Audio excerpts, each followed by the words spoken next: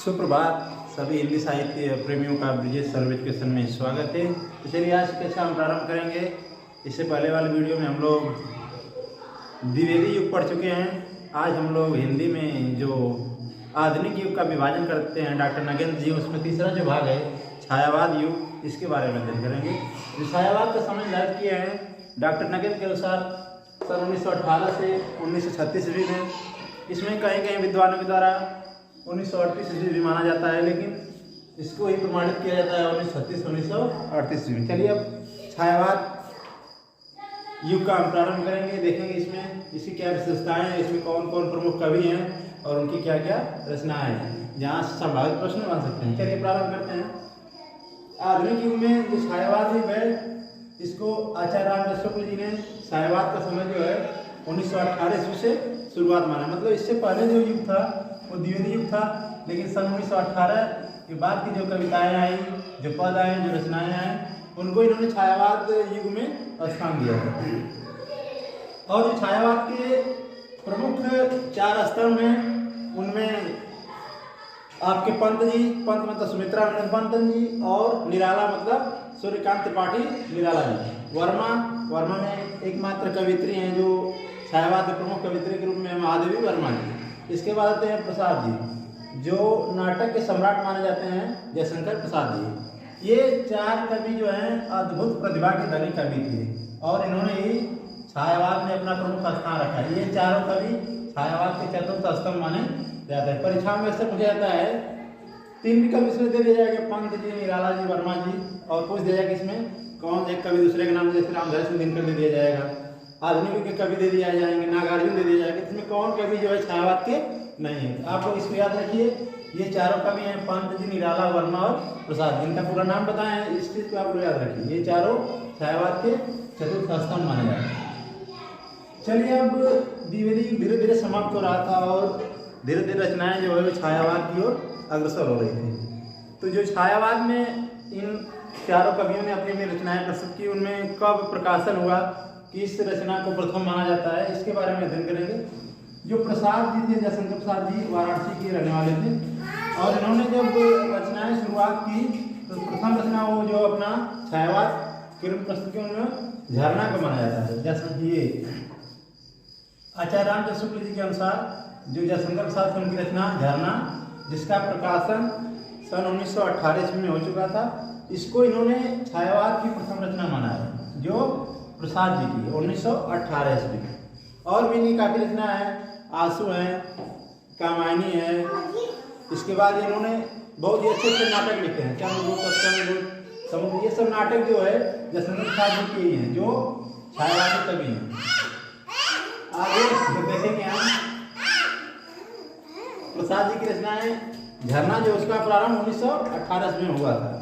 आगे जो है इनकी एक रचना है कामायनी, प्रकाशन सन 1935 ईस्वी में हुआ था।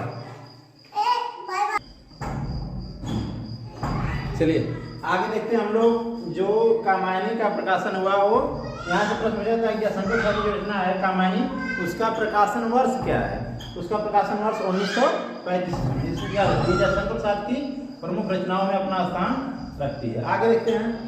इसके बाद धीरे धीरे छायावाद के बाद प्रगतिशील संघ की स्थापना हुई। आगे प्रयोगवाद, प्रगतिवाद, इसके बाद प्रयोगवाद की नई कविता आदि जो आदि में विभाजन होता है वो आते हैं। तो जो प्रगतिशील लेखक संघ की स्थापना हुई वो 1936 ईस्वी में। कब हुई, सन 1936 ईस्वी में। यहाँ से प्रश्न पूछा जाता है कि छायावाद का समाप्त जो है माना जाता है कि 1935 में कामायनी लिखी। इसके बाद धीरे धीरे लोग प्रगतिवाद की तरफ अग्रसर हो रहे थे और 1936 ईस्वी में प्रगतिशील लेखक संघ की स्थापना हुई थी। अब देखते हैं छायावाद के बारे में। छायावाद होता क्या है और क्यों इसका नाम छायावाद पड़ा। देखिए, प्रारंभ में छायावाद का प्रयोग व्यंग रूप में उन कविताओं के अस्पष्ट जिनकी छाया कहीं और पड़ती थी। अर्थात ये जो कवि थे अपनी रचनाएं तो लिखते थे किसी समय, लेकिन उसका प्रभाव कहीं दूसरी जगह पड़ता है। जैसे व्यंग रूपी रचनाएं करते थे। ये जो कवि थे इसमें वो अपनी रचनाएं व्यंग के रूप में करते थे। और उसको कहा जाता है कि छायावाद में तो एक व्यंग तरह की कविताओं का संकलन है, लेकिन ऐसा नहीं, धीरे धीरे उसका अर्थ पढ़ते थे और बाद में चलकर ये जो इस युग में रचनाएं हुई वो प्रकृति की ओर अग्रसर होगी। प्रकृति को अपना आराध्य मानकर कविताएं करते थे और उसको लोगों के द्वारा संबोधन करते थे। देखते हैं आगे छायावाद की कुछ प्रमुख परिभाषाएं देख लेते हैं जिसके द्वारा हम इसको स्पष्ट करेंगे। तो इनमें प्रथम जो आचार्य रामचंद्र शुक्ल जी, इनके अनुसार छायावाद की परिभाषा देखिए।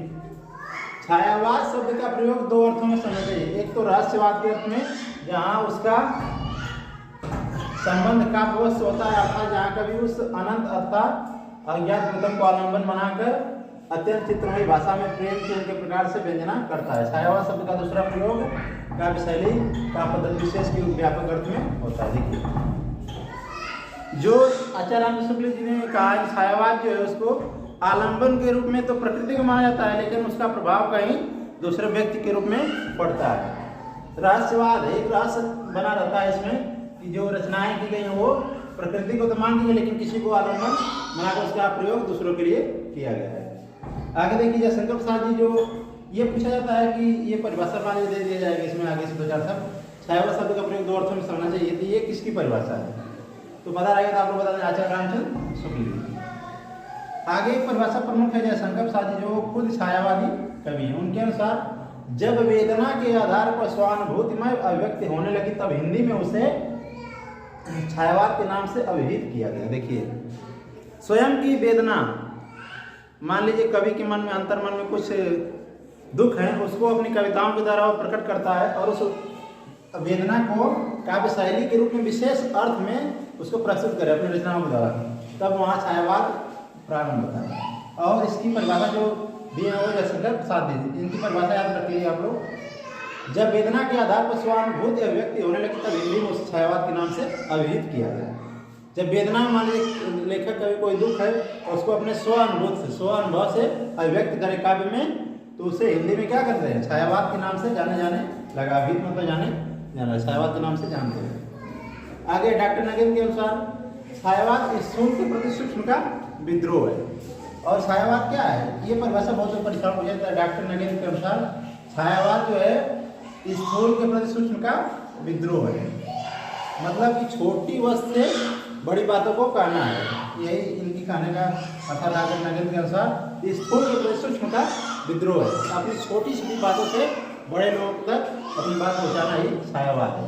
उसके मान लीजिए इसमें शोषित वर्ग आते हैं जो शोषण करते हैं किसानों का, मजदूरों का, तो उनको अपनी छोटी छोटी बातों के द्वारा अपना दुख व्यक्त करना ही यहाँ छायावाद के रूप में कहा जाता है। देखिए ये परिभाषा बहुत बार परीक्षाओं में पूछी गई है टीएसटी यूपीटेट में कि छायावाद को स्थूल के प्रति सूक्ष्म का विद्रोह किस कवि ने या किस आलोचक ने कहा है, तो उनमें आते हैं डॉक्टर नगेंद्र।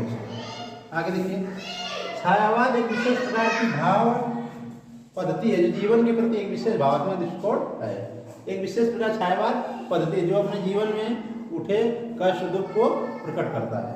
आगे देखिए अब एक महादेव वर्मा जी जो छायावादी कवित्री हैं, इनकी परिभाषा देख लीजिए।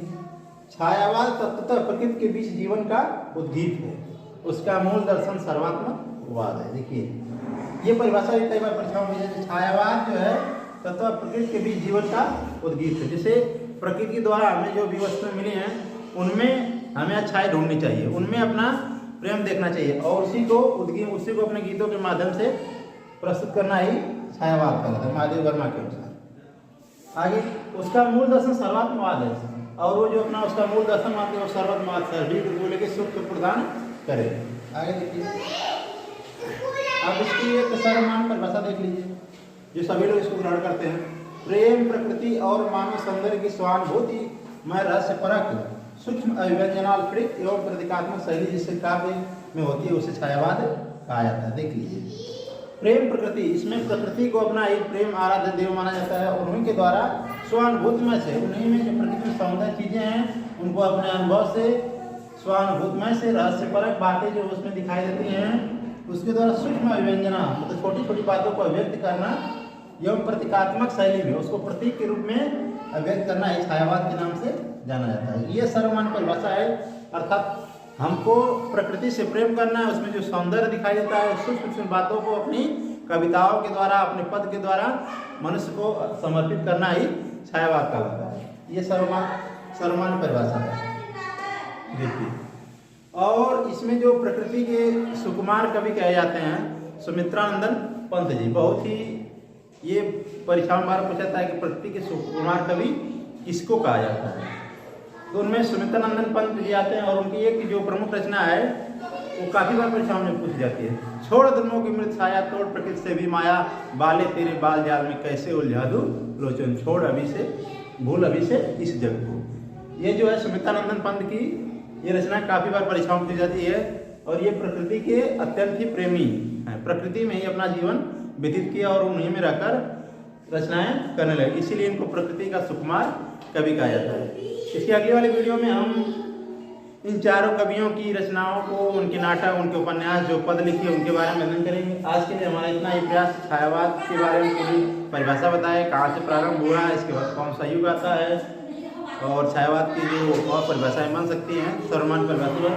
तो आज का प्रयास आप लोग कैसा लगा आप लोग कमेंट करके बताएं। और जो लोग हमारे चैनल पर नए साथी हैं वो ब्रिजेश सर्व एजुकेशन को लाइक करें, सब्सक्राइब करें और अपने सभी सहपाठियों को शेयर भी करें। ऐसे ही आगे निरंतर प्रयास जारी रहेगा। आप लोग कमेंट करके बताएं कैसा है आज का प्रयास। बहुत बहुत धन्यवाद।